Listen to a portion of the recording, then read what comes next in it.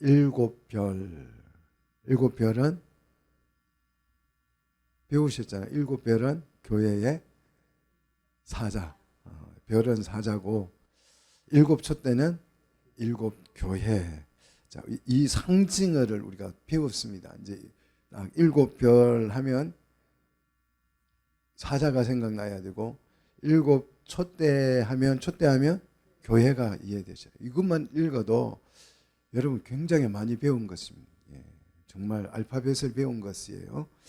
자, 교회 그러면 사자라고 하는 것은 메신저를 말합니다. 메신저. 사자는 메신저라는 뜻이고 촛대는요 등대와 같은 거죠. 등대를 의미하는 거죠. 자, 교회가 되려면, 자, 교회를 되게 하는 것, 그것은 이걸 보시면 올바른 말씀이 선포되면 교회는 뭐가 들어와요? 불이 들어와요. 믿습니까? 그 교회의 말씀이 올바르게 선포되면 교회에 불이 들어오는 거지. 그게 이제 등대, 촛대가 되는 거죠. 그러면 이제 교회가 되는 거예요. 올바른 말씀이 선포되어서 교회에 불이 켜지어서 교회가 되면 비로소 그게 이제 교회인 건데, 반대로 교회가 망할 수가 있습니다. 교회가 망하려면 잘못된 메시지를 선포하면 교회가 어떻게 돼요?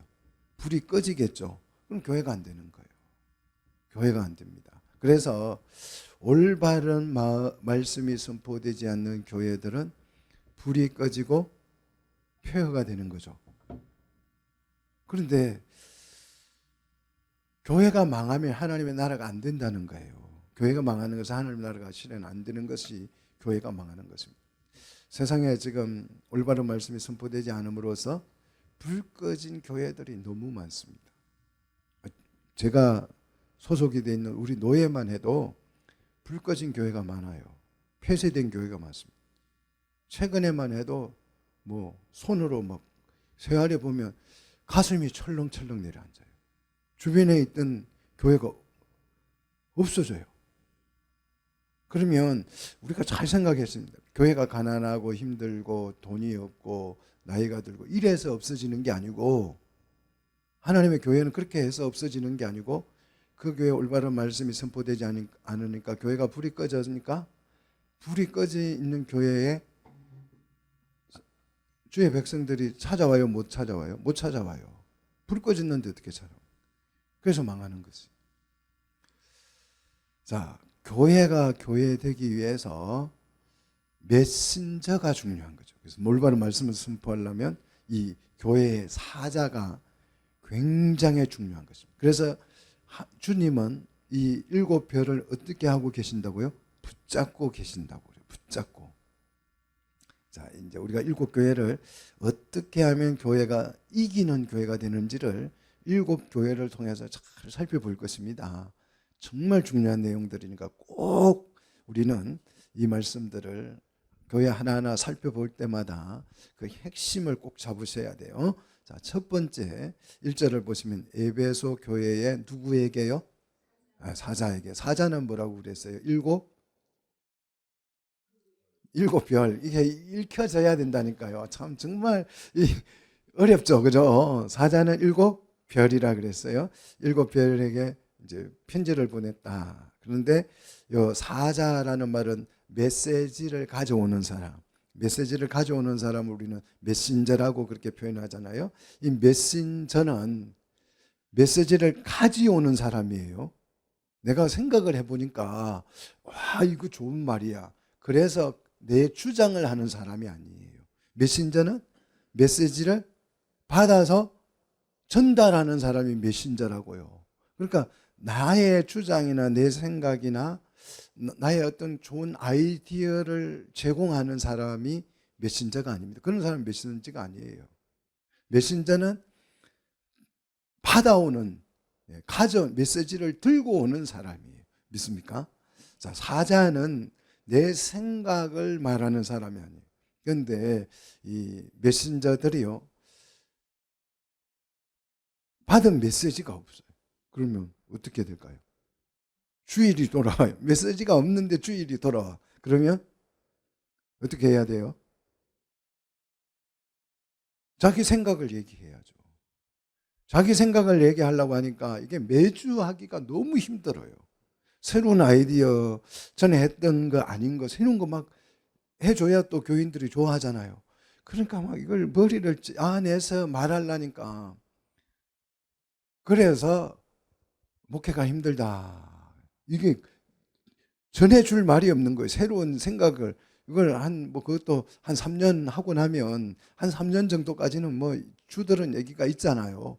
그런데 주님이 메시지를 주셔서 그걸 전달하면 되는데 이게 오는 메시지가 없으니까 내가 내 생각을 해야 되니까 그게 힘든 거예요. 그래서 남은 거 보고 하기도 하고 뭐 그렇게 하는 거죠. 자, 요한은 누구에게 편지를 보냈다고요? 교회의 사자, 7별에게 이제 편지를 보낸 것입니다. 자, 사자가 이제 기존 그 신학자들 얘기대로 천사라고 한다면, 교회를 돌보는 천사라고 한다면, 요한은 누구한테 편지 쓴 거예요? 천사에게 보낸 거예요. 말이 안 되는 얘기죠.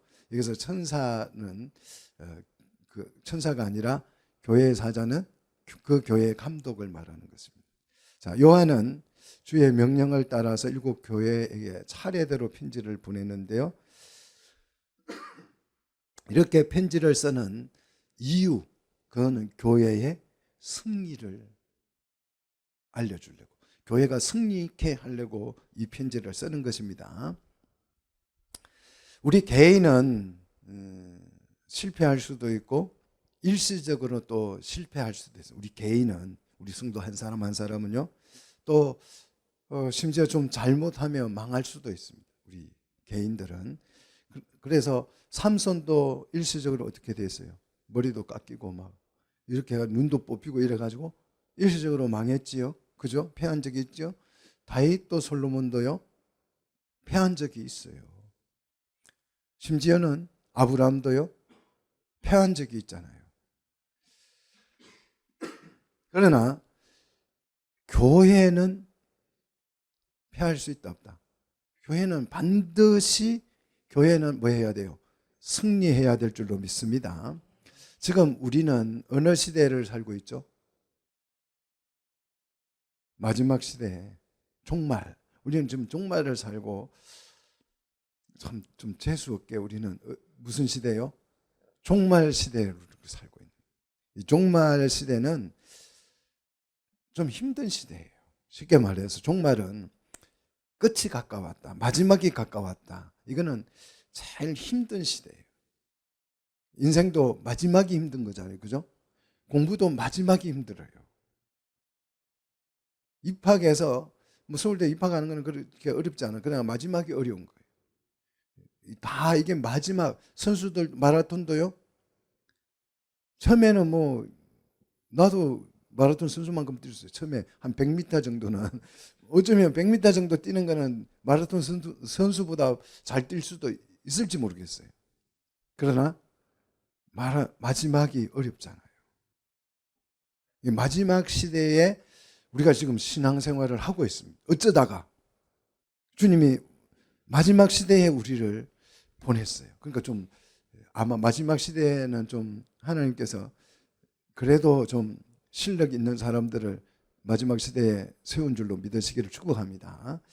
자, 교회의 승리를 좀 상상하기가 어려운 시대예요. 이 마지막 시대는 우리 신앙생활을 잘하기가 정말 어려운 시대입니다. 그래서 이 마지막 시대는 뭐 승리 이런 거는 좀 생각도 못하고 살아남기만 해도 다행이다, 이런 시대에 우리가 지금 서 있습니다. 마지막 시대는요, 교회의 위기가 정말 심각해요. 저도 문득 깨달았는데요. 야, 이게 우리 교회는 뭐 제가 무능력해서 그렇다 치고 주변의 교회를 쭉 둘러봤더니 다음 세대가 없어요. 다음 세대가 없어요. 지금 우리가 몇이 모여 있는 이게 중요한 게 아니에요. 다음 세대가 없어져요. 정말 미래가 없어 보이는 시대. 인구도 절벽이죠. 이 나라에 미래가 없어요. 미래가 없습니다. 인구가 절벽이기 때문에. 우리나라를 지킬 군대도 없어요. 군대도 없습니다. 지금 우크라이나가 지금 나라를 빼앗기게 생겼잖아요. 땅을 떼주게 생겼잖아요. 이게 지킬 수 없으면 빼앗기는 거죠. 자, 우리가 가만히 있는다고 우리나라가 보존되는 게 아니에요. 우리가 안 지키고 있으면 누가 가져가요. 교회도 마찬가지입니다. 우리가 지켜내지 못하면 빼앗기는 거예요. 그래서 이게 교회 끝이 보이잖아요. 끝이. 교회는 승리해야 되는, 이겨야 되는데 교회의 미래가 없어요. 그러니까 끝이 보이는 정말 위기에 우리가 지금 놓여 있는 것이. 이런 시대에 우리가 하필이면 우리에게 주님이 뭘 맡겼어요? 교회를 맡겼다. 교회를. 그래서 우리 최소 창대교회 성도만큼은 이제 생존을 넘어서, 우리 교회 생존을 넘어서 위대한 승리를 하자. 오늘 이 계시록을 통해서 위대한 승리를 배우시기를 축복합니다. 자, 저도 생존이 걱정이 되지만, 우리 교회 생존이 걱정이 되지만 이 생존을 뛰어넘어서 오늘 말씀을 따라가면서 같이 승리하는 2024년을 소망하는 은혜가 있기를 원합니다. 그러면 교회는 어떻게 승리할 수 있느냐? 오늘 승리의 비결, 개봉 박두입니다. 어떻게 교회가 생존을 넘어서 승리할 수 있는 건가? 오늘 승리의 비결을 여러분 기대하십시오. 교회의 승리의 비결이 뭐냐? 교회 어떻게 하면 승리를 하죠? 교회가 하면 나름 이제 어떤 전략, 또 비전, 비책 뭐 이런 것들이 있을 수 있어요. 그런데 그런 것들은 다 나름 생각하는 것들은 별로 의미가 없습니다. 교회의 승리 비결은 딱 하나입니다. 딱 하나예요. 유일한 비결 하나밖에 없습니다. 그 비결이 뭐냐? 자, 7교회 편지를 쭉 보내는데 우리 찬송 부르다 보면 후렴 있잖아요. 후렴은 1절 부를 때, 2절 부를 때, 3절 부를 때 다 반복하죠. 후렴이라는 것은 반복하는 거잖아요. 7교회 편지를 쓸 때에 후렴구가 있습니다. 그 후렴구. 그것이 승리의 비결입니다. 그게 뭐냐? 2장 11절. 2장 11절 우리 한번 같이 읽어보도록 하겠습니다. 귀 있는 자는 성령이 교회들에게 하시는 말씀을 뭐하라? 들을지어다 하면서 이기는 자를 말하잖아요. 혹시 귀를 집에 혹시 깜빡 잊고 안 가지고 오신 분, 이게 좀 떼놓고 다닐 수도 있고, 그러면 추울 때 떼놓고 오면 귀가 안 시릴 텐데요, 그죠? 근데 이게 딱 달라붙어 있어요. 항상 귀는 들고 다니라는 뜻이죠. 귀를 왜 들고 다녀요? 들으라고. 그럼 우리는 뭘 들어야 돼요? 성령이 누구에게?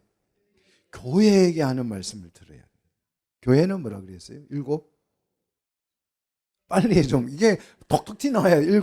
7, 촛대. 그 말씀을 들어야 촛대에 뭐가 켜져요? 불이 켜져요. 누가 주는 말씀을? 성령이. 그래서 성령은 기름으로 표현되잖아요. 성령의 말씀이 촛대에 들어오면 촛대에 뭐가 와요? 불이 들어와요. 그러면 교회는 뭐 할 수 있다? 승리할 수 있다. 자, 2장 7절, 2장 26절, 3장 5절도요. 3장 12절도요. 3장 21절도. 귀 있는 자는 성령이 교회에게 하시는 말씀을 말하라. 들을지어다. 교회의 승리 비결은 간단합니다. 뭡니까? 성령이 하시는 말씀을 들으라는 거예요. 들어주세요. 부탁입니다. 이게 아니에요.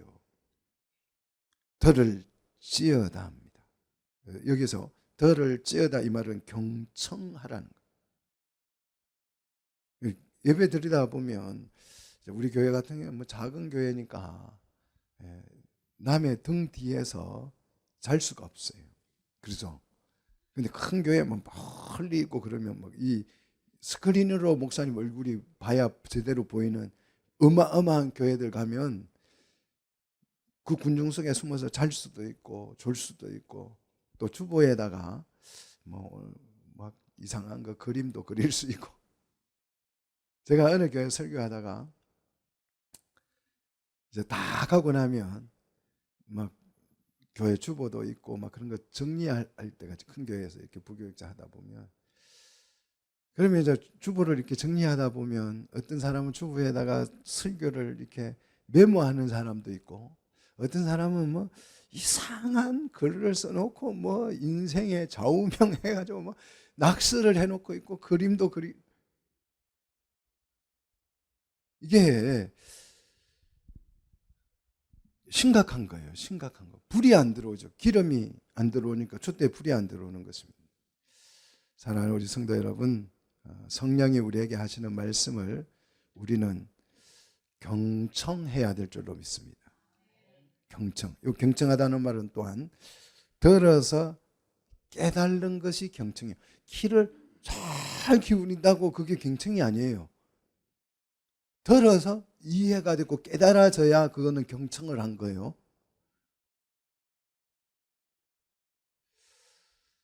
그리고 이게 명령어로 되어 있어요. 들을 찌어다예요. 자, 교회가 승리를 하려면 반드시 성령이 교회에게 하시는 말씀을 듣고 깨닫고 이해되어야 한다는 거죠. 자, 그냥 연불을 틀어놓고 심신의 위안을 받는 게 말씀이 아니에요. 되게 보면 어떤 사람들은 말씀을 연불처럼 생각해요. 그래서 집에다가 틀어놔요. 잔잔하게 틀어놓고 연불을 듣는 것처럼 그냥 마음의 위안 받으면서 그거는 경청이 아닙니다. 말씀을 듣고 이해하는 관심이 없어요. 성경을 이해하려고 하는 관심이 없어요. 우리의 관심은 오직 뭡니까? 성경을 한번 읽었다. 여기에만 관심이 있어요. 대개 보면. 물론 그것도 굉장한 신앙이 좋은 사람들 얘기예요. 대개 보면 성경은 거의 보관용. 제가 그래 놀랬잖아요. 진짜 졸도할 뻔했어요. 어느 교회를 갔더니 성경책에다가 글자를 딱 써놨어요. 보관용. 어떻게 성경을 보관할? 성경은 보관용이 아니에요. 믿습니까? 좀 웃으려고 하는 말인데 그냥 표정이 너무 진지하셔. 뭐가 안 맞는 거예요. 성경은 보관용이 아닙니다. 읽고 경청해서 성령이 교회에게 하시는 말씀을 뭐 하는 거예요? 듣기 위해서 성경은 읽는 거예요. 말씀을 그냥 경청 주의해서 듣고 이해하고 끝나는 것이 아니고 이해가 됐으면 그 말씀을 따르는 거죠. 그걸 순종이라고 하잖아요. 그죠? 목사님 말에 순종하라. 이거는 잘못된 얘기예요. 물론 목사가 메신저니까 그걸 요약해서 하나님 말씀에 순종하라는 말을 그냥 집에서 아버지 말 잘 들어 이런 식의 얘기가 돼서는 안 됩니다. 자, 이 말씀을 듣고 읽고 뭐 하는 자, 지키는 자가 뭐 있다? 복이 있다. 행복해진다. 이 얘기죠. 복이라고 하니까 부자 된다 이런 얘기가 아니고 행복해진다는 것이에요. 마지막 시대에 교회가 승리하려면 반드시 성령이 교회에게 하시는 말씀을 들어야 해요. 선택의 여지가 없습니다. 이 길밖에 없어요. 이기려면. 우리가 살아남으려면. 다른 대안이 없습니다. 오직 말씀만이 이 시대의 교회의 대안입니다. 자, 말씀을 듣는 자가 승리할 줄로 믿습니다. 교회의 승리는 성도의 승리다. 믿습니까? 오늘 올해 한 해 꼭 승리합시다. 그래서 내년에 우리 교회 표어는 승리하는 교회예요. 할렐루야. 꼭 우리 한번 이겨냅시다. 말씀을 듣고 빨간불을 켭시다. 성령이 주시는 빨간불을 켭시다. 자, 이제 첫 번째 교회에 보낸 편지부터 우리가 한번 살펴봅시다. 에베소 교회 사자에게 보낸 편지, 발신자가 누군지를 보십시오. 이 편지를 보내신 분이 교회마다 다 달라요. 발신자가.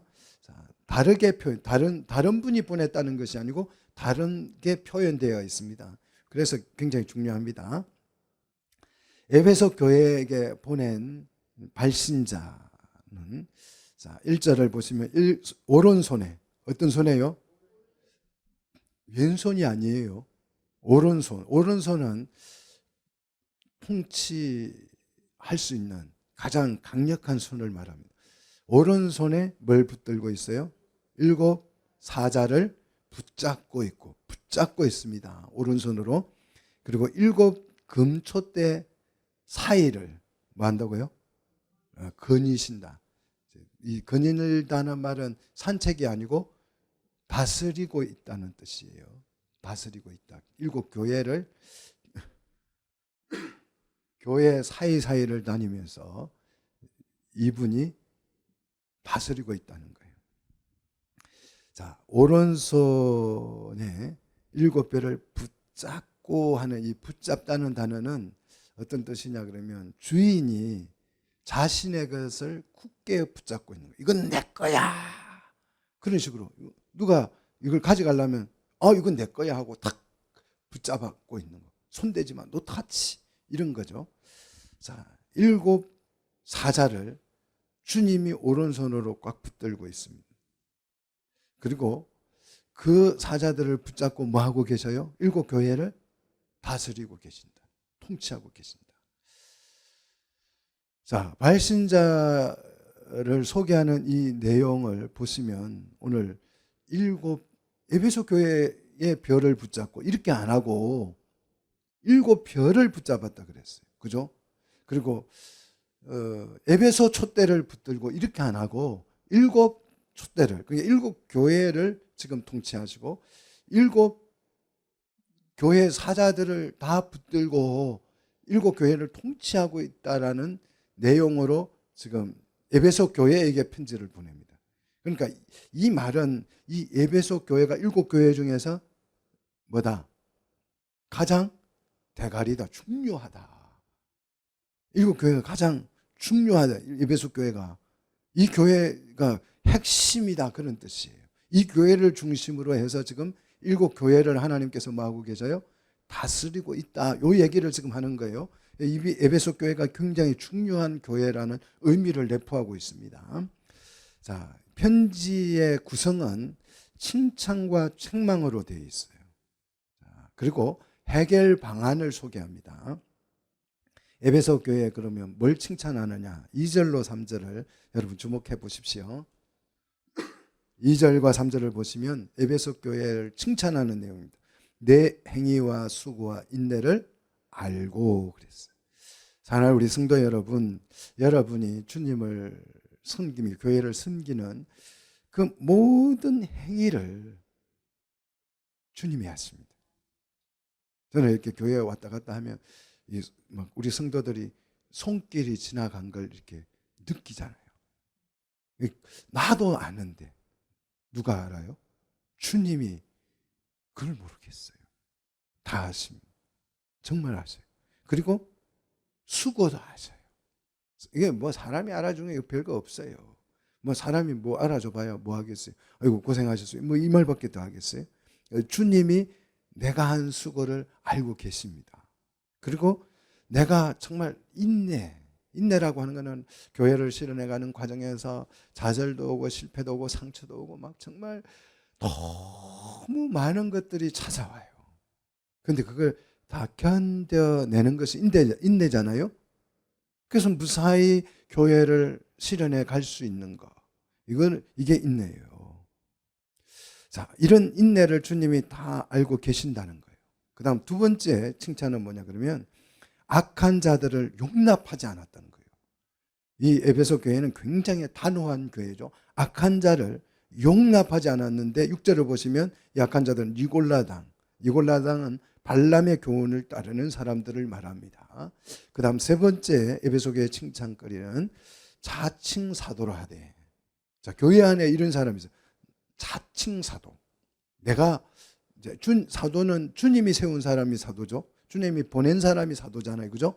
그런데 주님은 안 보냈는데 스스로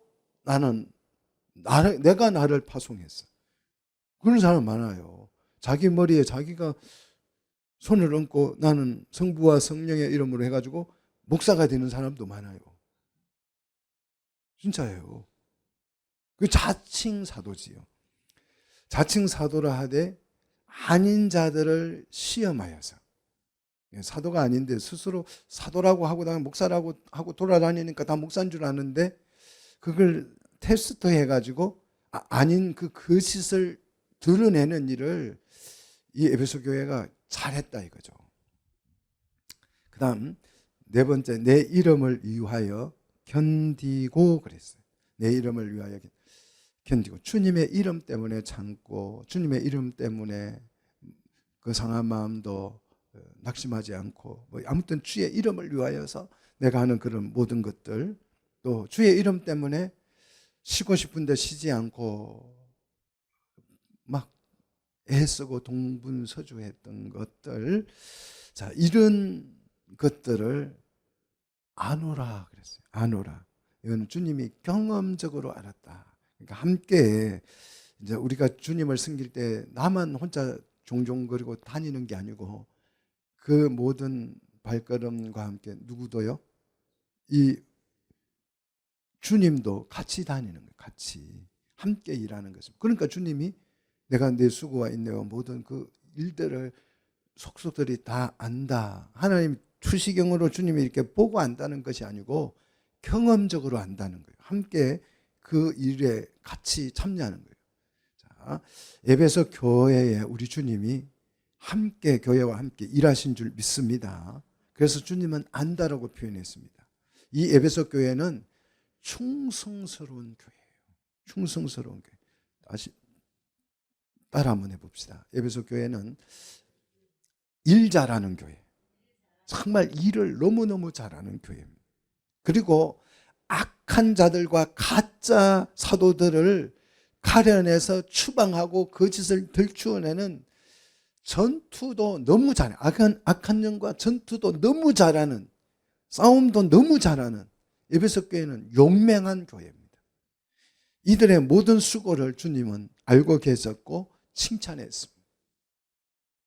그러나 용맹도 좋고 전투에서 승리하는 것도 좋고 충성도 좋지만 이렇게 충성하는 과정에서, 이렇게 싸우는, 거짓과 싸우는 과정에서 교회는 잊어버려서는 안 되는 거예요. 잃어버리면 안 되는 것이 하나 있어요. 절대 잃어서는 안 돼요. 전투하면서도 잊어먹으면 안 되는 거, 잃어버리면 안 되는 거. 그것이 뭐냐? 악한 사단과 막 피뜨지게 싸우면서도 까먹지 말아야 될 거, 분실하지 말아야 될 거. 그건 총알이 아닙니다. 그게 뭔지 4절이 말하고 있죠. 같이 읽습니다. 4절. 그러나 너를 책망할 것이 있나니 너의 뭘요? 처음 사랑을 뭘 버렸다고요? 처음 사랑을 버렸다. 자, 교회마다 이제 7교회마다 지적하는 요것이 교회의 핵심입니다. 요거 빠지면 교회가 안 되는 거예요. 자, 에베소 교회는 전쟁을 너무 잘하다가, 충성을 너무 잘하다가 뭘 잃어버렸다고요? 사랑을 잃어버렸다. 요 책망하다는 말은 아래로라는 뜻이에요. 아래로. 그러니까 바닥을 드러내 보이는 것을 말해요.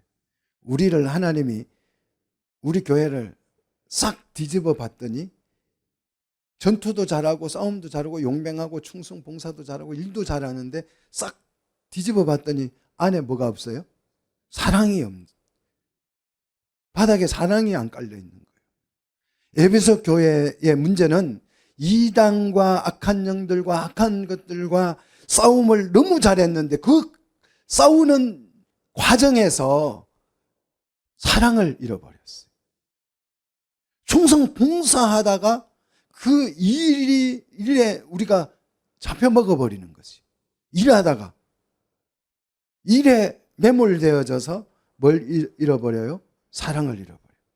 교회가 교회 되려고 하면 반드시 우리 속에 뭐가 있어야 돼요?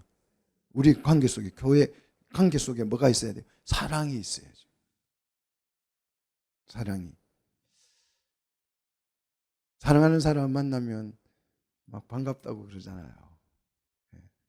정말 반갑다. 제가 그 시골에서 이제 고등학교를 이렇게 다녔는데요. 이제 중학교 때까지는 친구들이 다 같은 학교 다녔어요. 근데 고등학교 되면 이제 공부 잘하는 애는 좋은 고등학교, 못하는 애는 안 좋은 고등학교. 또 돈이 없는 애들은 또 여상도 가고 막 이렇게 해서 부산으로도 가고 우리 하동에서 그랬는데요. 저는 이제 하동에 있는 공부를 못했기 때문에 하동에 있는 고등학교를 이제 출퇴근 통학을 했거든요. 2시간씩 버스 타고 가면. 그래서 이제 신앙생활 하던 친구들이 뭐 부산도 가고 뭐 진주도 가고 마산도 가고 뭐 순천도 가고 막 이렇게 다 고등학교 가요. 그러면 기숙사로 가거나 자취로 가서 일주일 동안 이제 다 나가 있어요. 그래서 우리 친구들이 약속을 했거든요. 한 30명 되는 친구들이 우리 고등학교 가면 절대 주일은 어디에서요? 주일은 본교에서 뭐 그때 막 목사님 그렇게 교육을 시켜가지고 주일은 본교에서. 그래서 우리는 다른 친구들처럼 떠나면 안 오는 그런 사람 되지 말고 꼭 주일마다 예배를 오자. 그리고 직장 가면 11조도 본교에다가 하자. 막 이렇게 우리끼리 막 약속을 했어요. 그 교회를 그때 어린 마음에 사랑하는 마음이죠. 그래서 이제 친구들이 다 가고 저는 이제 우리 하동에 남아서 당연히 본교에 오지요. 안 갔으니까.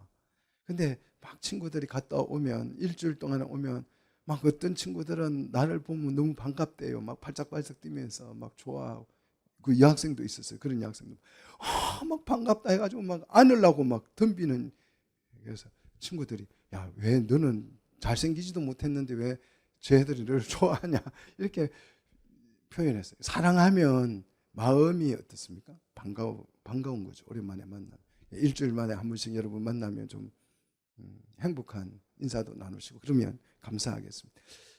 사랑을 우리가 잊어버리면 안 되는 거예요. 교회가 되려면 반드시 전쟁 중에도 뭘 잃어버리면 안 된다? 사랑을 잃어버리면 깡인 것이. 에베소 교회는 그런 유형의 교회였습니다. 그러면 이 문제를 어떻게 해결하느냐? 성령이 하시는 말씀을 들어보십시오. 5절입니다. 자, 우리 5절 같이 읽겠습니다. 그러므로 어디서 떨어졌는지를 생각하고 회개하여 처음 행위를 가지라. 만일 그리 하지 아니하면 회개하지 아니하면 내가 네게 가서 내 촛대를 그 자리에서 옮기리라. 자, 에베소 교회에 충성도 잘하고 다 좋지만 사랑을 잃어버렸어요. 그래서 내가 어디에서부터 잘못됐는지를 생각을 해봐라. 그리고 회개하여서 그 처음 행위가 뭐죠? 처음 사랑이죠. 처음 사랑을 다시 가지라는 말에 회복하라. 사랑을 회복하라는 것이에요. 만약에 그렇지 않다면, 그렇게 하지 않는다면 내가 네게 가서 뭘요? 교회를 어떻게 한다고요? 그 자리에서 옮겨버린다. 그 자리에서 옮겨버려. 그래서 교회가 문 닫는 거라니까요. 아, 교회가 뭐 그냥 이렇게 개척하다가 실패해서 문 닫았다. 이게 아니고 주님이 사랑을 잃어버려서 어떻게 했다고요? 그 자리에서 촛대를 다른 데로 옮겨 놓은 거예요. 우리 사랑을 회복하십시다. 우리 사랑을 회복해야 돼요. 그래야 교회로서 주님이 지켜주신다. 붙잡아 주신다 이거죠. 자, 6절을 보시면 에베소 교회는 진리를 보존하기 위해서 열심히 니골라당과 싸웠습니다. 이렇게 싸움을 하면서 싸우다 보니까 사람이 막 감정이 격화되잖아요. 왜 좌파 우파 싸우는 사람들 보면 그렇잖아요. 막 광화문에 모여가지고 뭐 합니까? 막 죽여라 그러고 저쪽도 막 죽이라 그러고 서로 막 상대방을 막 증오하잖아요. 근데 그거는 세상은 그럴 수 있어요. 근데 교회는 그런 싸움을 할지라도 뭘 잊어버리면 안 돼요? 사랑을. 악을, 거짓을 미워할 수는 있습니다. 주님도 미워한다 그랬잖아요. 니골라당을. 그러나 우리가 그 미움 때문에 뭘 잃어버리면 안 돼요? 사랑을 잃어버리면 안 돼요. 진리를 수호하기 위해서 싸우다가 사랑을 우리가 잃는다면 교회가 될 수 없습니다. 그러니까 이 교회 다니다가 사랑을 잃어버리니까 또 딴 데로 가보고, 그 가서 다 가봐야 또 마찬가지예요. 또 사랑을 잃어버리고 이 교회 저 교회, 그래서 이 교회 왔더니 사랑도 없어, 저 교회 와서 사랑도 없어, 사랑이 없어, 사랑이 이러고 맨날 이러고 다니는 거예요. 평생을 교회 하나 이루지 못하고. 교회는 사랑을 잃어버리면 실패한다는 거예요. 이걸 우리는 분명하게 기억해야 될 줄로 믿습니다. 자, 에베소 교회가 승리하기 위해서, 그래서 7절 귀 있는 자는 성령이 교회에 가시는 말씀을 들으라. 성령께서 사랑을 회복하라고 에베소 교회에게 말씀합니다. 이 말씀에 순종하면 에베소 교회가 승리할 줄로 믿습니다. 자, 승리한 자에게 그럼 뭘 주시느냐? 7절 같이 읽습니다. 이기는 자에게는 내가 하나님의 낙원에 있는 생명나무의 열매를 주어서 뭐한다? 먹게 할 것이다. 자, 어디에 있는 열매라 그랬어요? 낙원에 있는. 이 낙원에는 어떤 일이 있었죠? 아담과 하와가 범죄해서 쫓겨났죠. 그리고 생명나무는요, 금지당했잖아요. 그런데 그걸 준다고요. 낙원에 있는 생명나무를 먹으려면 뭘 또 얻어야 돼요? 낙원에 들어가야 되겠죠. 안 들어가고 어떻게 먹어요? 그래서 낙원을 회복하고 영생을 회복하게 된다는 것입니다. 자, 우리가 사랑을 회복하면 낙원이 허락될 줄로 믿으시기를 축복합니다. 그리고 이 사랑을 회복하면 생명나무 열매를 먹기 때문에 생명도 풍성해질 줄로 믿습니다.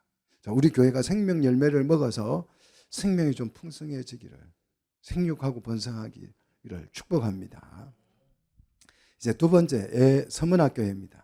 발신자, 서문학교의 발신자가 누군지 8절을 한번 보십시오. 처음이며 마지막 죽었다가 살아나시니, 이렇게 소개하고 있습니다. 서문학교에 편지를 보냈는데 처음과 마지막이고, 처음이며 마지막에 죽었다가 뭐 한 사람요? 그러니까 이게 굉장히 비장한 얘기잖아요. 죽었다가 살아났다. 얼마나 비장해요. 죽음을 각오하는. 자, 서문화 교회를 찾아오신 예수님은 죽었다가 살아나신 분이에요. 자, 그런 분이 지금 오셔서, 그런 예수님이 오셔서 서문화 교회를 칭찬합니다. 9절. 내가 내 가난과 궁핍을 알거니와. 자, 이 서문화 교회는 경제적으로 굉장히 어려웠던 교회 같아요. 내 가난과 환난과 궁핍을 안다. 환난을 당하는데, 부자가 환난을 당하면 낫잖아요. 그죠? 부자가 아프면 그러면 낫잖아요. 근데 가난한데 병들었어요. 가난할 때, 뭐 여러분은 안 가난해 봐서 모르겠죠. 저는 많이 가난해 봐가지고 병드는 게 제일 걱정이, 병이 든다라고 생각하면 제일 걱정이 뭐부터? 병원비. 이거는 진짜 가난해 본 사람의 얘기예요. 아프면 얼마나 힘들까? 이거는 아무것도 아니에요. 아프면 병원 어찌 가지? 가난한 사람은 그래요. 환난을 당하는 것까지는 좋아요. 부자가 환난을 당하면 뭐 이리 피하고 저리 피하고 뭐 돈으로 어떻게 뭐 해볼 수도 있고 그렇지만요. 환난을 당하는데 가난하기까지도 해요. 어느 교회가요? 서문화 교회가. 그것을 주님이 아시는데, 실상은 그럽니다. 실상은 내가 부유하네, 그 말이에요. 너는 가난하다고 생각하는데 내가 보니까 너는 부하네, 부유하네. 부유한 자네. 이 말은 무슨 말이에요? 서문학교에는 실제로는 부한데 스스로 어떻게 생각해요? 우리는 가난해. 가난 코스프레이를 하고 있는 교회죠.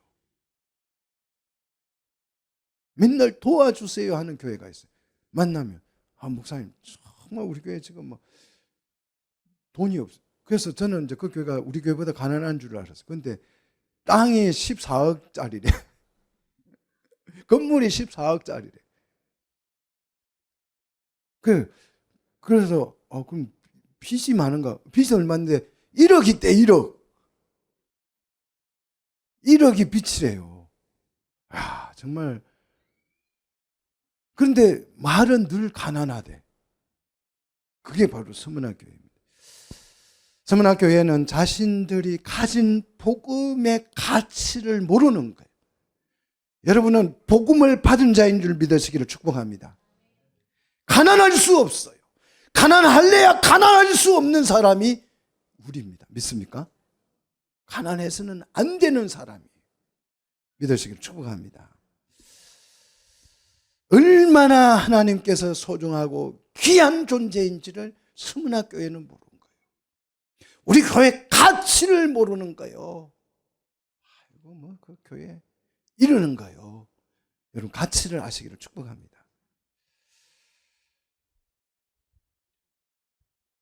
근데 이 교회는 자칭 유대인이라 하는 자들의 비방도 알거니와. 그러니까 비방을 많이 받는 교회죠. 유대인들에 의해서. 이 서문학교회는.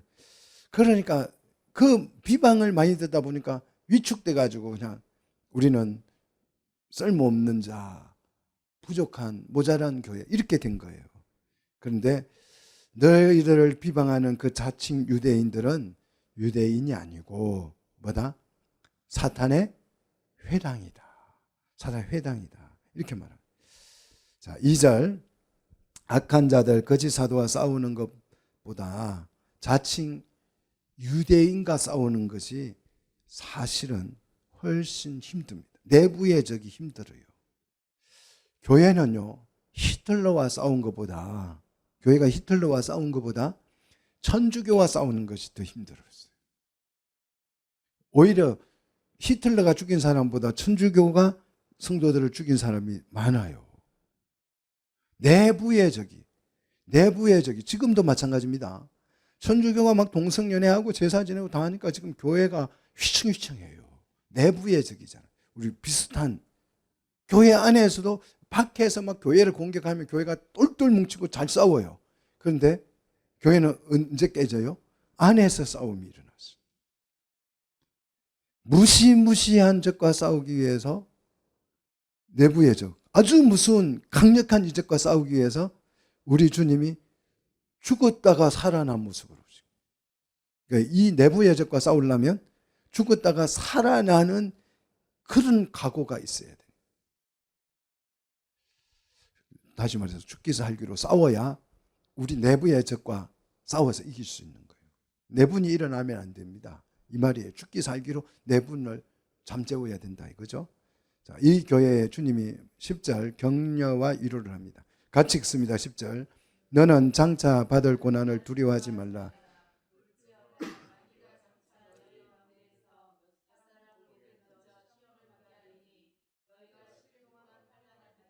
내가 죽도록 충성하라. 그리하면 내가 생명의 관을 너에게 주리라 그랬습니다. 장차 받을 고난이라 그랬어요. 자, 이 서문학 교회가 그 안에도 환난을 당하고 가난하고 스스로 그렇게 위축되어 있는데 미래, 이 서문학 교회의 미래를 보면 장차 받을 고난을 이야기해요. 그러니까 미래도 불투명한 거죠. 미래에도 고난밖에 안 보여요. 그런데 주님이 뭐라고 위로합니까? 그거 미래 보고 고난들이 쫙 놓여 있는데 그거 보고 뭐 하지 말라. 두려워하지 말라. 그러면서 볼지어다 하고 이제 보라는데 보니까 마귀가 미래에 너희 가운데서 몇 사람을 어디에 던진다고요? 옥에 던져 뭐 하게 한다고요? 시험을 받게. 이게 서문학교의 미래예요. 힘들겠죠. 미래에 좀 희망이 보여야 되는데 미래가 이래요. 근데 은혜가 있습니다. 자, 마귀가 시험을 받게 하리니 너희가 며칠 동안요? 10일 동안 뭘 받는다? 상을 받는다 해도 부족한데 뭘 받는다고요? 상을 받, 그 환난을 받는다. 절망적입니까? 희망적입니까? 이게 절망이냐 희망이냐 여러분 뭘 것 같아요? 희망입니다. 왜 희망이에요? 환난 받는다는데 따라합시다. 10일 딱 10일만 정해진 시간만 이것 뜻이에요. 열흘이라는 뜻이 아니고 정해진 기간만 환난을 허락해. 그 10일만 견뎌내 이 얘기예요.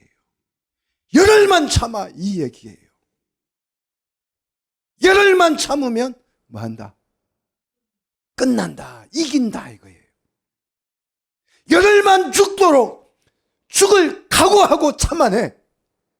그리하면 내가 뭘 주리라? 생명의 관을 주리라. 관. 여기 관은 스테파노스라는 단어인데 왕관을 말합니다. 승리한 자에만 씌워주는 관이에요. 이제 이 관도 여러분 상징어예요. 잘 외워놓으세요. 스테파노스. 따라합시다. 스테파노스. 이 단어를 꼭 외워놔요. 이건 왕관. 승리한 자에게만 주는 관이에요. 자, 죽도록 충성하라는 믿음에 충성하라는 거죠. 자, 그래서 이 죽도록 충성하고 싸워서 이기려면 11절 성령이 교회에게 하는 말씀을 들으라는 것이에요. 그렇게 이긴다면 둘째 사망의 해를 받지 않을 것이다. 자, 모든 사람은 두 번째 사망, 부활 후에 다시 심판을 받고 죽게 되는 걸 두 번째 사망이라고 그래요. 불신자들은 이 두 번째 사망을 받습니다. 자, 이 해를 받지 않을 것이다. 하나님의 나라를 소유하게 된다는 뜻이죠. 자, 세 번째 버가모 교회입니다.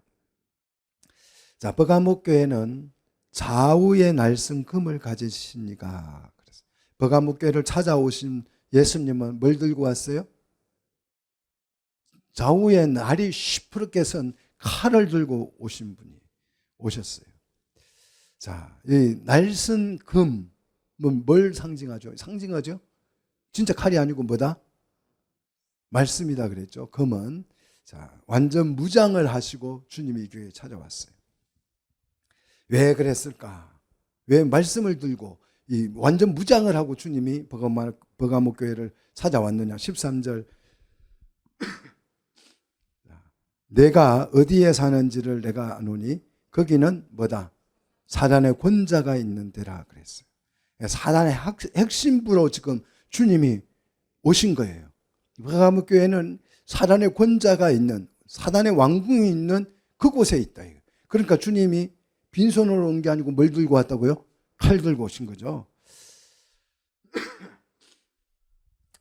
우리가 신앙생활을 하는 환경도 이렇게 중요하죠. 사단의 권자에 교회가 있으면 이렇게 무시무시한 거죠. 그 권자가 있는 데라 내가 내 이름을 굳게 잡아서 내 충성된 증인 안디바가 그랬습니다. 이 안디바는 터툴리안에 의하면 이 스무나 교회 버가모 교회 감독이었습니다. 그런데 황제 우상 숭배를 이 안디바가 거부하다가 화형을 당해서 순교했다고 그럽니다. 이 안디바가 너희 가운데 곧 사단이 사는 곳에서 죽임을 당할 때에도 나를 믿는 믿음을 저버리지 아니하였도다. 이 버가모 교회는 이렇게 감독이 순교를 당하는 그런 죽임을 당한 그런 교회입니다. 그럼에도 불구하고 이 버가모 교회가 뭘 버리지 않았다고요? 예수 그리스도를 믿는 믿음을 버리지 않았다. 이런 교회에 찾아오셨으면 주님이 아유 고생했다. 얼마나 상심이 크냐. 위로해야 될 터인데 그래야 맞잖아요. 근데 오히려 주님이 오셔가지고 그들의 실상을 드러내요. 14절 같이 읽습니다. 그러나 내게 두어 가지 책망할 것이 있나니 발람이 발락을 가르쳐 이스라엘 자손 앞에 걸림을 놓아 우상의 제물을 먹게 하였고 또 행함하게 하였느니라. 발람의 교훈의 핵심은 음행으로 유혹을 해서 우상의 재물을 먹게 한 것입니다. 자, 15절 이와 같이 내게도 니골라당의 교훈을 지키는 자들이 있다. 그러니까 음행으로 우상의 재물을 먹게 하는 사람들이 교회 안에 있다는 것입니다.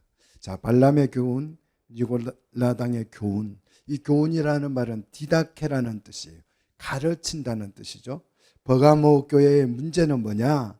순교하는 신앙을 가졌는데 이 교회의 문제는 말씀 대신 뭘요? 교훈을 가지고 교회를 강화시키는 거예요. 교회들에게 교훈을 가지고. 이게 심각한 것입니다. 말씀 대신 교훈을 이 교회는 선택을 했습니다. 말씀이 아닌 프로그램을 가지고 교회를 돌려요. 그래서 교회가 프로그램이 돌아가면 굉장히 들썩들썩하고 살아있는 것 같고 생기가 있는 것 같고. 그래서 순교자도, 아니 이슬람도 순교하잖아요. 이게 순교가 중요한 게 아니에요. 뭐 때문에 순교하느냐가 중요한 거죠. 지금도 많은 교회들이 말씀 대신 교훈을 선택합니다. 프로그램을 선택합니다. 말씀 대신 상담이 훨씬 교회를 운영하는 데 낫다고 주장하는 사람들이 많습니다. 그래서 주님은 이 버가모 교회에 뭘 들고 왔다고요? 날성검을 들고 왔어요. 아주 예리한 말씀을 가지고 온 것입니다. 성령의 말씀을 들고 오신 거예요. 그 교회에 말씀이 없으니까. 교훈을 가지고 교회를 순교도 시키고 다 하니까 주님이 예리한 말씀을 들고 왔어요. 버가모 교회는 말씀이 교훈으로 융합돼 버렸어요. 교회 안에 말씀이 아니라 교훈이 들어오는 것이요. 교회가 심각해지는 이유예요. 지금은 교회 안에요. 말씀이 점점 희박해지고 교훈만.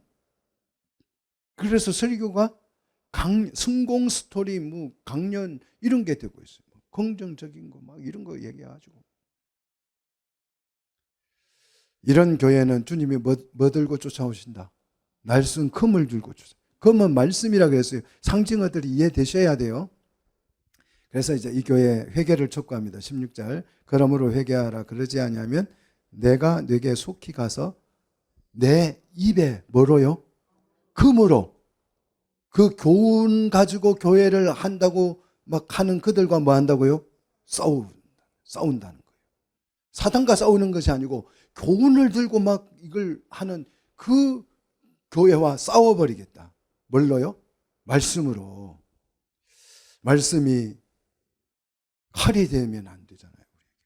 사단을 무찌를 때 말씀이 칼이죠. 우리는 말씀이 살리고 불을 켜는 거잖아요. 그죠?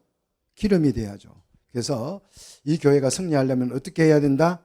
귀 있는 자는 17절 성령이 교회들에게 하시는 말씀을 들을지어다. 이기는 그에게 내가 뭘 준다? 감추었던 만나가 뭐예요? 말씀이죠. 말씀을 주고 또 하나 더 줘요. 뭘 줘요? 흰돌을 준다. 흰돌도 상징어입니다. 배우세요. 승리자에게 주는 돌을 흰돌이라고 합니다. 승리를 뜻하는 것입니다. 그 승리의 돌에다가 뭘 새겨준다고요? 새 이름을 새겨줘요. 여러분 기대하십시오. 승리하는 자에게 하나님의 나라에서 불릴 이름을 주실 거예요. 이 이름은 받은 자 외에는 알 수가 없어요.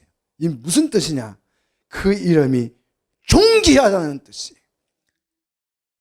존귀한 이름을 주실 줄로 믿습니다.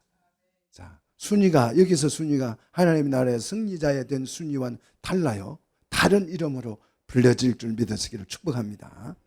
자, 마지막 네 번째 두라데아 교회 18절. 발신자는 두라데아 교회에 찾아오신 주님은 어떤 분이십니까?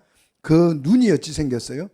불꽃 같고, 이제 불꽃은 심판을 의미하는 상징어들이니까 심판이라고 생각하시면 돼요. 그 발이 빛난 주석과 같다. 이거는 파괴해버린다는 거죠. 주석같이 밟아버리면 질리게지는 거죠. 사단의 머리가 이 발에 밟혀서 어떻게 됐어요? 어떻게 됐다고? 박살났다고요. 분쇄돼 버렸다고. 이 발에 밟혀가지고. 주석 같은 누가요? 하나님의 아들이 왔다. 이 교회는 하나님의 아들이 찾아왔어요.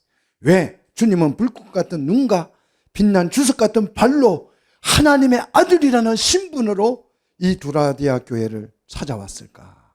칭찬합니다. 한번 봅시다. 19절 같이 읽습니다. 내가 내 사업과 사랑과 믿음과 성김과 인내를 아노니 내 나중 행위가 처음보다 많도다.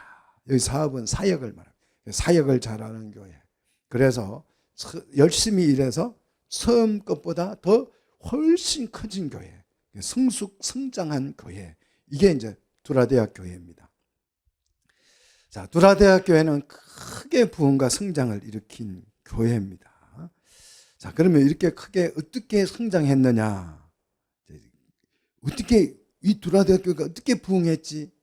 이 부흥의 비결입니다. 두라데아 교회가 부흥한 비결 20절 이제 책망으로 나오죠. 그러나 내게 책망 같이 읽습니다. 그러나 내게 책망할 일이 있노라. 자칭 선지자라는 여자 이세벨을 내가 뭐 했다고요? 용납했다. 이세벨은 세상을 말해요. 자칭 선지자예요. 그러니까 세상 문화 문명을 교회가 흡수를 하면서 와, 깽교회네. 와, 시대를 읽을 줄 아는 교회야. 이래가지고 두라데아 교회가 막 엄청 부흥을 한 거예요. 막 찬양을 하는데 막 춤도 추고 막 굉장히 문화를 잘 받아들여가지고 세상과 호흡을 하면서 그냥 성장해가요. 센스가 있어, 교회에는. 감각이 있어. 현대적 감각이 있어가지고 성장을 엄청 잘했어요. 이세벨은요, 그 아합의 왕비잖아요. 그래서 전 이스라엘을 어디에 빠지게 해서 우상숭배에 빠지게 했던 사람이잖아요. 이 엘리야가 이 이세벨과 싸우다가 도망갔잖아요. 어디로요? 광야로 도망갔잖아요. 이렇게 상대하기, 엘리야도 상대하기가 어려운 상대가 이세벨입니다. 이세벨은요, 거짓과 폭력과 선동과 악행과 거기에다가 왕비라는 권력까지 힘까지 가지고 있어요. 그래서 나봇의 포도원을 속여서 빼앗아 버리고 전 국민이 우상 숭배를 하기는 조직력도 끝내주고요. 왕비라는 지위와 부귀영화까지 갖춘 정말 상대하기 어려운 대적이었습니다. 두라디아 교회가 이 이방 이세벨을 자칭 선지자를 받아들인 것이죠. 용납한 것입니다. 세상 문화를, 이방 문화를 교회가 흡수함으로써 센스 있는 모습으로 화려하게 등장해서 많은 사람들을 끌어모아서 성장시켰습니다. 교회는 말씀의 영향을 받아야지 세상 문화의 영향을 받아서는 안 될 줄로 믿습니다. 그래서 21절 회개할 기회를 이 두라데아 교회에게 줍니다. 자, 같이 읽습니다. 또 내가 그에게 회개할 기회를 주었으니 자기 음행을 회개하고자 하지 아니하는도다. 세상 문화의 맛을 들린 교회는요, 말씀이 안 먹혀요. 왜? 세상 것이 얼마나 달콤한데요. 성공 스토리 듣다가 보면 딱딱한 말씀을 들으려 그러면 안 들려요. 왜 자꾸 좀 좋은 얘기하면 이런 식이에요. 부드러운 얘기하면 안 돼. 이런 식이에요. 그래서 말씀을 전해서 회개해야 되는데 이 교회는 회개하려고 하지 않는다. 가장 심각한 교회죠. 결국 두라데아 교회는 죄악에서 빠져나오지 못합니다. 그래서 22절 23절 징계를 받지요. 같이 읽습니다. 볼지어다 내가 그의 침상을 던질 터이요 또 그와 더불어 간음하는 자들도 만일 그의 행위를 회개하지 아니하면 큰 환난 가운데 던지고 또 내가 사망으로 그들의 자녀를 죽이리니 모든 교회가 나는 하나님의 사람의 뜻과 마음을 살피는 자인 줄 알지어다. 여기 보십시오. 어떻게 하신다고요? 침상을 어떻게 해버린다고요?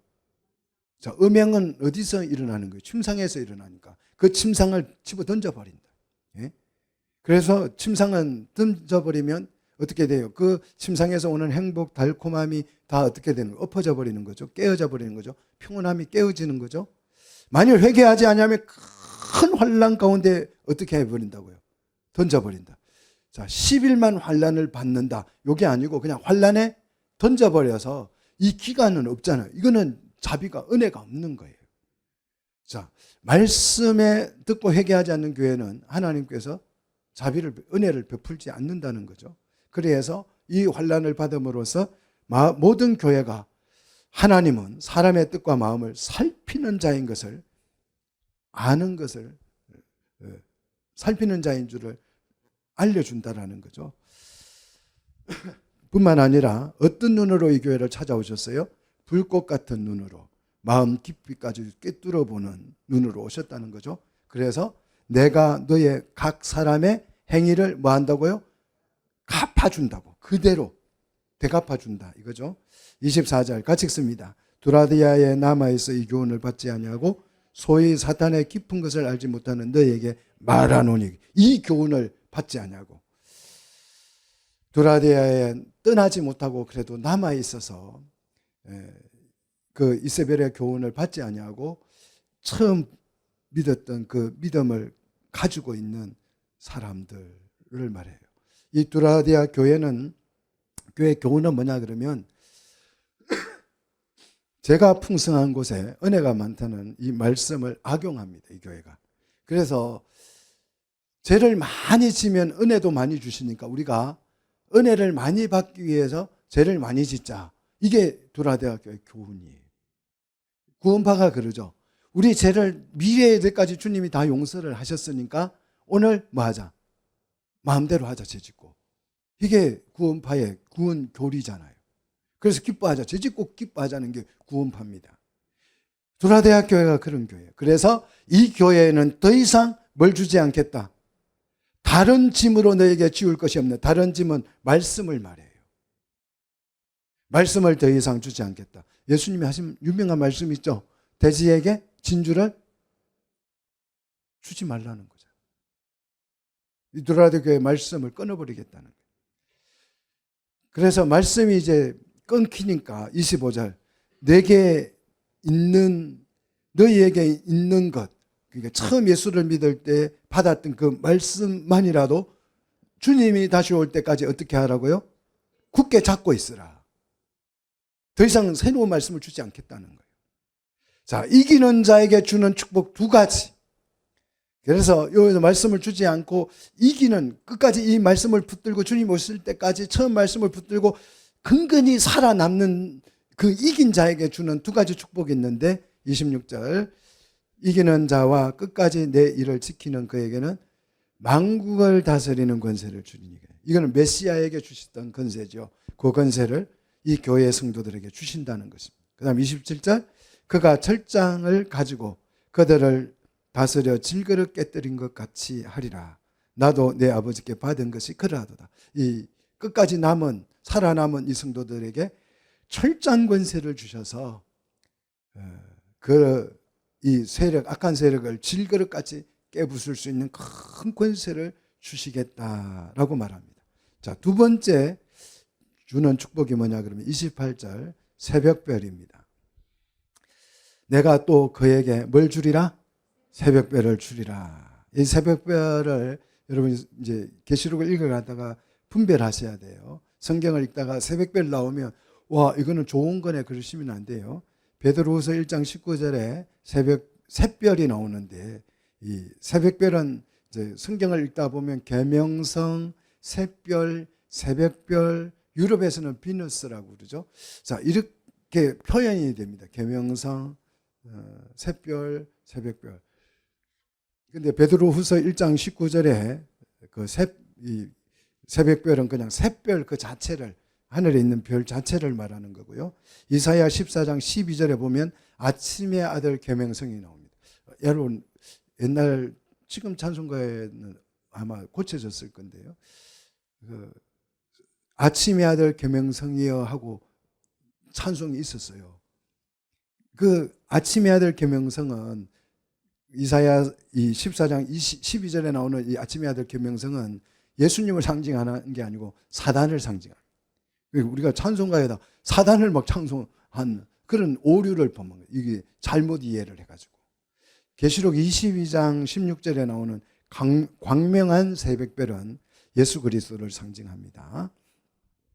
이 교회가 승리할 수 있는 비결은 이거밖에요. 같이 읽습니다. 29절 귀 있는 자는 성령이 교회에게 하는 말씀을 들을지어다.